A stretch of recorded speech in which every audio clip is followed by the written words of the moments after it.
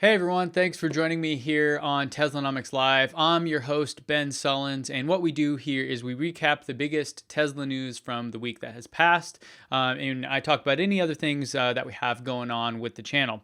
If you're watching this after the fact, after the live stream, I will have a comment down below with timestamps of every different story I cover, so you can jump straight over to that, as well as in the description down below, I'll have links to the full stories behind everything I share today. So what I do is I have two different segments, essentially, the short and the long. And the short is the thing I'm betting against, the thing I don't like, whereas the long is the thing I do. So borrowing some terms from the economy and markets to talk about Tesla and Tesla-related news. So first and foremost, I want to talk about, well, before I get too far on, let's just talk about Tesla stock for a second. Can you imagine? It's up to almost $381 at the moment, which is pretty crazy. So it seems to be on the rise, and we'll talk a little bit about that here in a second. But I'll start with my short. And my short this week, once I pull it up and get it on the right page for you, my short this week is about the California Car Dealers Association are expanding their complaint against Tesla over the referral program. So this comes to us from Clean Technica, a website that I often refer to when I'm looking for Tesla news. And I'll read a little bit about it, and then I'll give you my take on it. So the California New Car Dealers Association has expanded its complaint against Tesla in relation to the modern electric car pioneers' use of customer referral programs. The California New Car Dealers Association has sent yet another letter to the state's Department of Motor Vehicles explaining how cruel and unfair Tesla's approach is. I can't believe that's actually a thing they're saying. Automotive News provides more. The CNCDA, that's the group, claims Tesla's various referral programs engage in bird-dogging practices, enticing owners with incentives to act as unlicensed salespeople, like myself. California law states that it is illegal for a company to offer rebates, discounts, or commissions to anyone without a sales license on the condition that they sell or aid in the selling of that company's goods. So part of the deal, let me adjust my camera here for you, is that there's this program called bird dogging. This is a term that's used in the automotive industry that has been in place and is still in place in many other states and is totally fine. In fact, there's some articles here, and I have all the links in the description down below, about how effective this is essentially for other auto dealers in other states. I know, being from Arizona, I had friends that worked at car dealerships. This was common. If you sent somebody to them, you would, and they ended up buying a car, you'd get, $100 to $200. Nothing life-changing, but, it's something where it was kind of like a friends and family deal where, hey, you had a good experience with this person or this company, and then you're going to refer somebody to them because you believe in it. And so, they give you some kickback on that. So it's very common to how other referral programs work. But let me get through the Bird Dog piece first. And you can take a look. There's even a company here, Bird Dog Club LLC, who makes software for this. I don't know if they're still in business. This website looks pretty dated to me. But on Facebook, they are even posting this as recent as 2014. But all the referral sales from the Bird Dog program and Prospectors Club in January. How many of them did you have? And it has all the different brands and the different dealerships and stuff. They even have, some recent stuff here talking about how to actually do this and, call us, make it happen, whatever. So the deal is, this is not something new. Bird dogging is something that the automotive industry has been using for a long time. According to this group, it's illegal in California, apparently, which I'm not too versed on, but that's what their claim is. And the thing that I'm confused by is why they're so upset and that they're attacking Tesla, because still the percentage of overall sales of Tesla cars in California is minuscule compared to all other cars, and they don't even make that many cars to challenge them in a serious way. So it's kind of ridiculous. But the reason, one thing I want to say about this is that I actually tend to agree with them. I agree it's unfair, and it should be totally legal to pay people that provide these referrals. In fact, in many other industries, it is. Think about Amazon affiliates, right? I have a solar backpack that people go nuts over every time I walk around with it, and they're like, oh my God, where'd you get that? Well, creators like myself, I love this product. It's working well for me. I recommend people go buy it, and I give them a link where I get an affiliate fee from that. It's only a couple bucks, but point being, affiliate marketing is a major business, including, for California residents. So this really isn't much different. I do agree that maybe it's unfair, but I just think they should compete instead of complain. So what I mean by that is, why doesn't Toyota or Honda or whomever is really behind this make their own referral program, right? Or why don't dealers offer similar things? Now, to be clear, Tesla is not giving us money, right? So I have, I've referred a lot of people to Tesla, and that's a part of the, thing about this channel is that I provide a lot of educational information to help you understand what's going on and to help you, I even have ebooks on the subject and stuff. So it makes sense, but Tesla doesn't pay me $1. I get $0 from them for anything I do here. So, that's essentially how it's okay. And I just think that if these guys really want to be serious and really want to, take advantage of this, they should try to compete and do something similar. There's really nothing to stop them from saying, hey, look, we'll give you a cool Honda backpack if you refer 5 people to us. Chances are that people aren't going to take him up on that because nobody wants a Honda backpack, or, not anybody I know. So point being, this is unfair, and I think others should compete in it, and I think that they should open it up and get rid of this bird dogging ban or whatever, because clearly in many other states in the U.S. this is not a problem, and in many other industries it's not a problem. This is totally normal. This is how it works. That's my short, is that they're complaining about it instead of competing. I believe that if they really want to embrace the kind of free market idea, they should do that. That instead of trying to, say it's unfair, that they should just do something about it and try to beat Tesla instead of trying to get legislation passed in their favor. I don't think it'll go anywhere. This is, I think, the 3rd or 4th time they've complained. Again, whatever. It's not. It's how it works, and Tesla is doing it by the books, correctly. So they're just kind of upset, and hey, they shouldn't be. They should get their butt in gear. That's my opinion, and that's my short for the week. So on that note, I thought it would be appropriate to mention my referral code that you can get $1,000 off and unlimited supercharging on a new Model S or Model X. I get a lot of people that email me saying, hey, I thought this was for a 3. Sorry, it's not for the 3, just for the S or X. But you can get a relatively cheaper Model S or X from inventory, new but from inventory.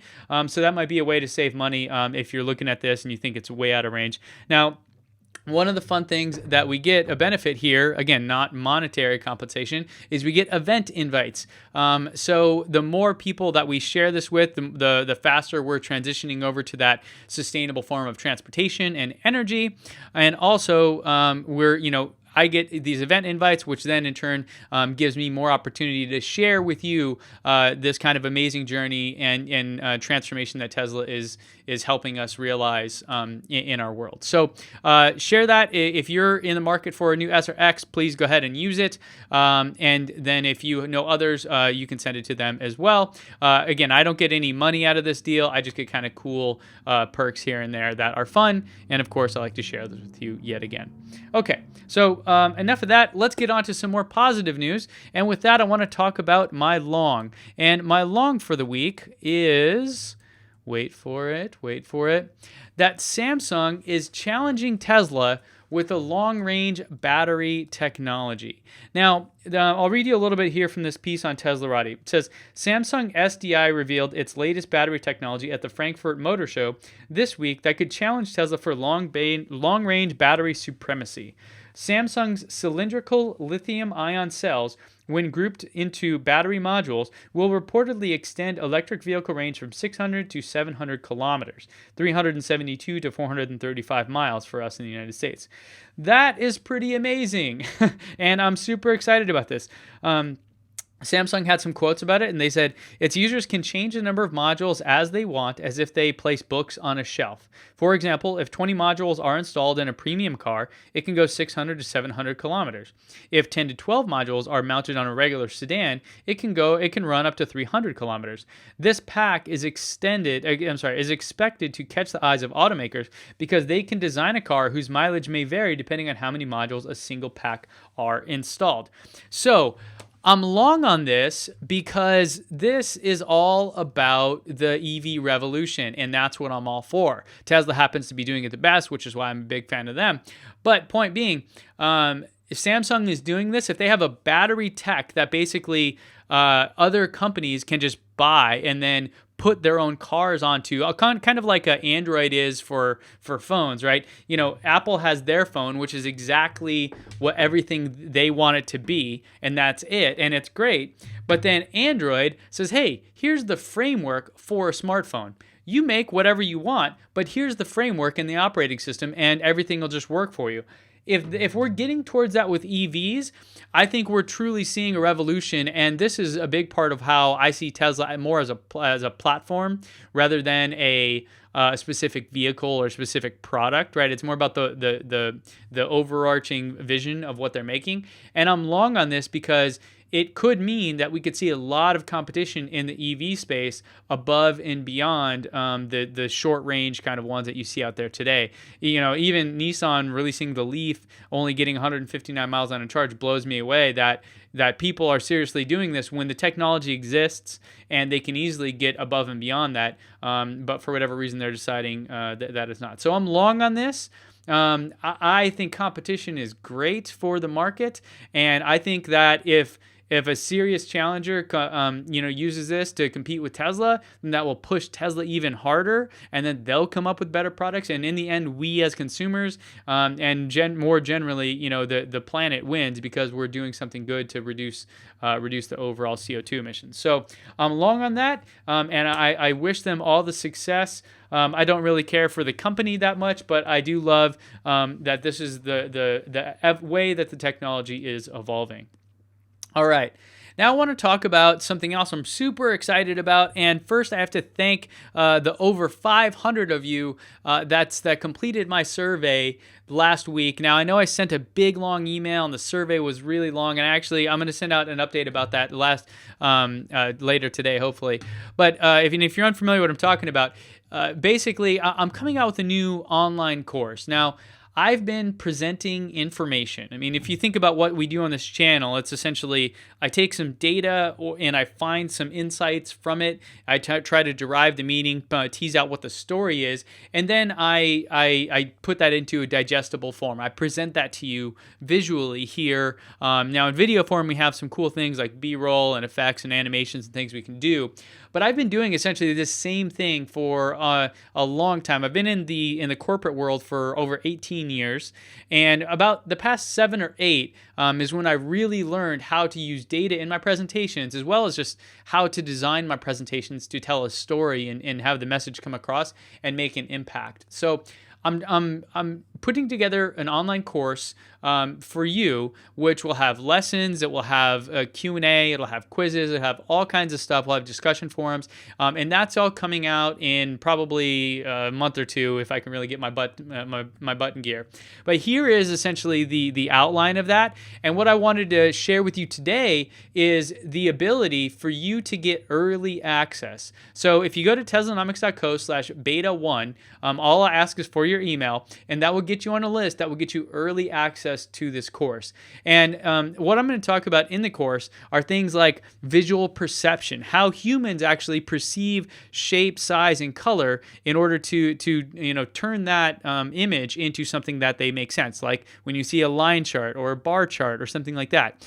I talk a lot about how to find the right data, how to structure your presentation, how to deliver that, and there's just a lot I've learned over the past 7 or 8 years doing this professionally, and I've seen like insane results. When I presented, and I'll go deeper into this obviously in the course, one of the presentations I gave actually convinced a board of directors and the C-level team of a hot tech startup to start an office here in San Diego for me and for me to build a team around that with essentially carte blanche, like any budget I want, just go nuts and go do it. And that was all predicated on my ability to present an idea effectively. And so it's powerful stuff. So if you work in any kind of situation, whether that be in sales or whether you're a project manager or whatever, if you're in tech or any other industry where you present ideas and you need to try to convince people and show that message,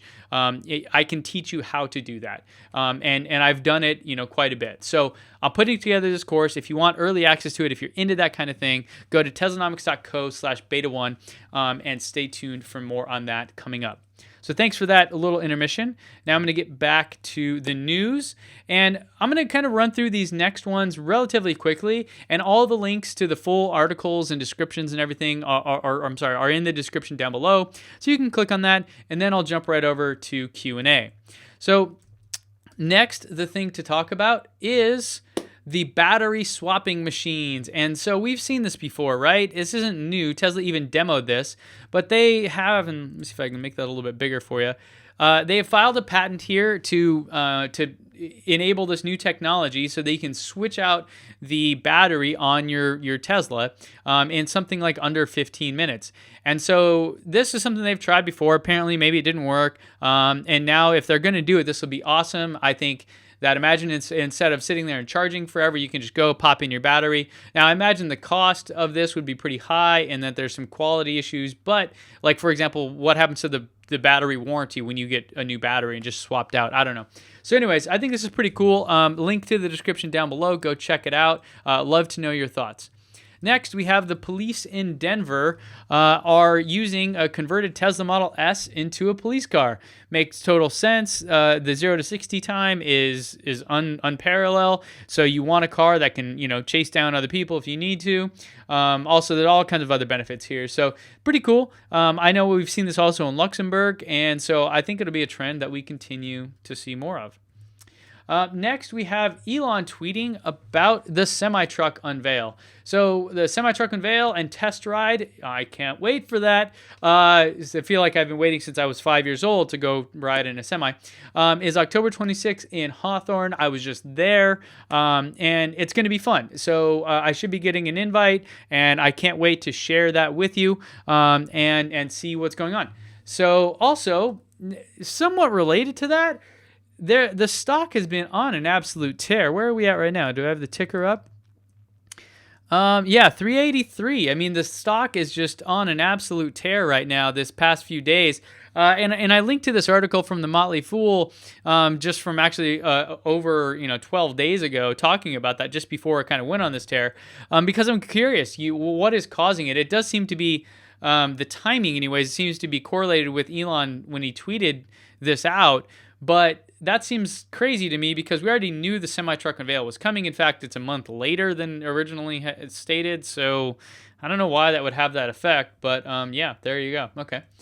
Next, we have Hyperloop One is unveiling their strongest potential Hyperloop routes. Curious if any of you are in there. Here they are. You can go check the link in there. One I'm excited about is Mexico City because that's a place I like to visit. And surprising to me, there's none in California. Maybe, I don't know. Maybe it's just harder here. So anyway, curious what you think about that. Leave me a comment down below. There is a cool map that kind of explains it. Although I would do this differently because these lines, I don't know, it just seems odd to me. Like apparently Dallas is out in the middle of the ocean, if that's assuming where it is, and who knows what this means. Anyways, exciting that this is actually happening. I would love to have more, faster transportation and all that kind of stuff, assuming they can make it happen. And the last thing I want to share with you today before I get to Q&A is this last known photo of Nikola Tesla from 1943. And it's kind of crazy to see him like this. I'm not sure I love it, but this popped up a few minutes ago, and I thought, wow, okay, so you guys might be interested in that. All right, last but not least, let's do the Q&A. And if you want to get on the list to get your questions submitted, go to Teslanomics.co, get on the email list, or join us on Patreon. Go to patreon.com/Teslanomics.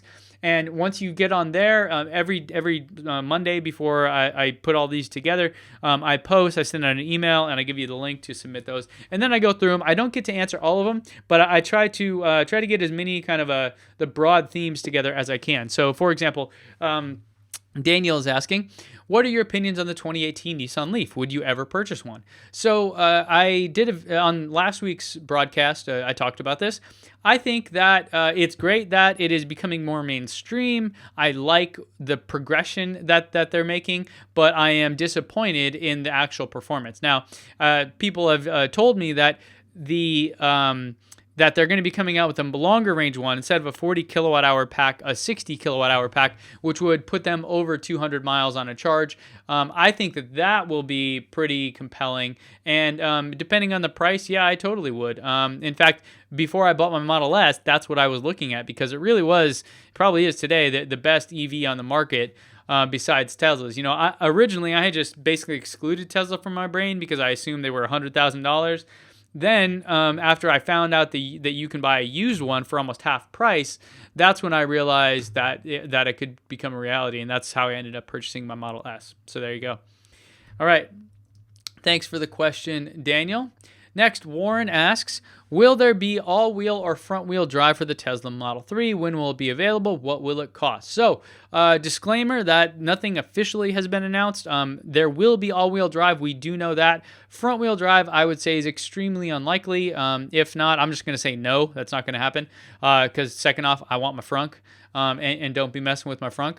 And so all-wheel drive definitely going to happen. We do know that. Elon's confirmed. And I think if you go to the website, it says sometime early next year is when they'll start making them. We don't have an official word on cost, but I do believe that it will be cheaper than what it is on the S. And the people that I know that are the smartest about these things are telling me $4,000 is what it'll cost. So that's what I'm going to go with. Again, most of that speculation at this point until we have an official word, but a lot of those things should be pretty close. Dave asks, how do I find out where I am on the wait list for the Model 3? Okay, so I've answered this question before, and a large number of you continue to ask every week. And in fact, people ask me about, hey, how come your Model 3 delivery estimator isn't updated? And here's why. So let's go. Let me just double check on that this is going to work. Yep.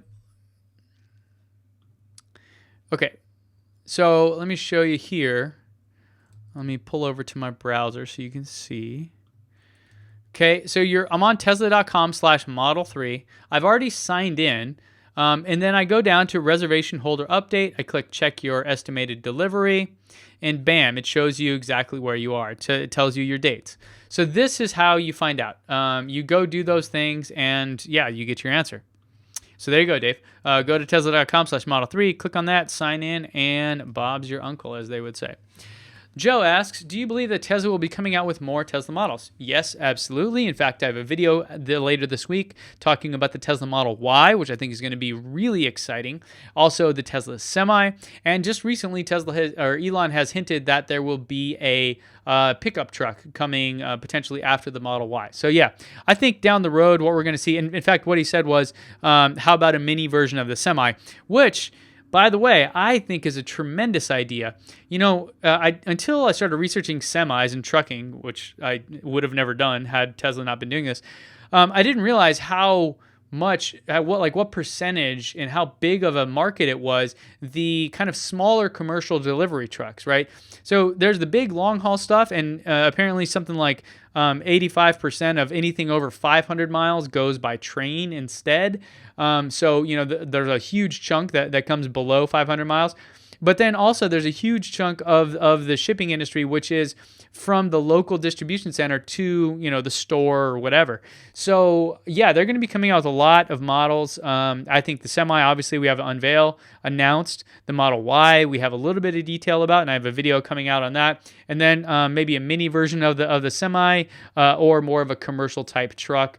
I think that they will come out with a pickup truck one day, but that may be a little bit down the road. Thanks for the question.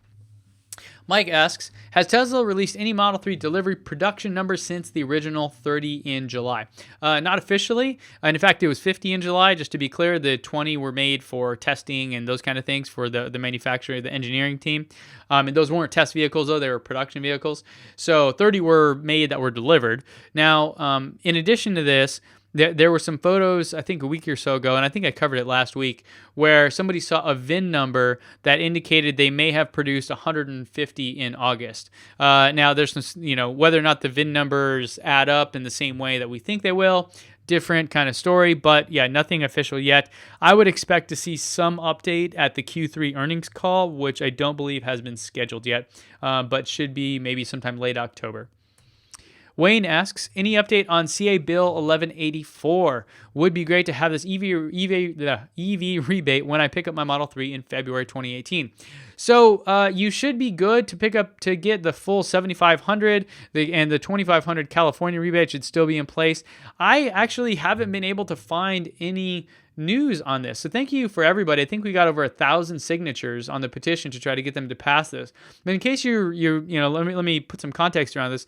This bill originally proposed that EV rebates in California would go up to $10,000. That would be in addition to the $7,500 federal rebate. So it would be essentially half price for a Model 3.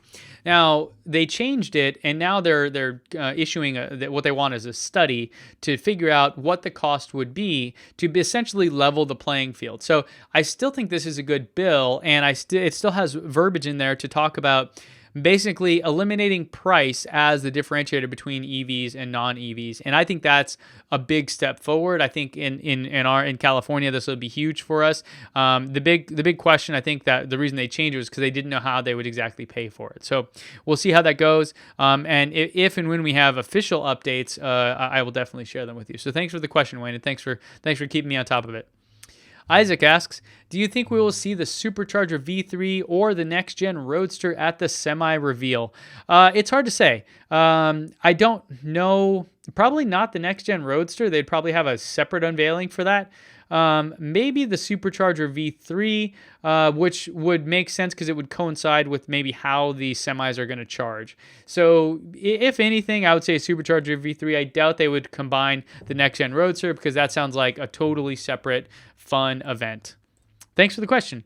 Bob asks, when I travel, I don't feel comfortable without a spare. Does the Model 3 have a couple of anchor rings in the rear trunk that I could tie it down a nylon strap? My current Prius has them for this purpose.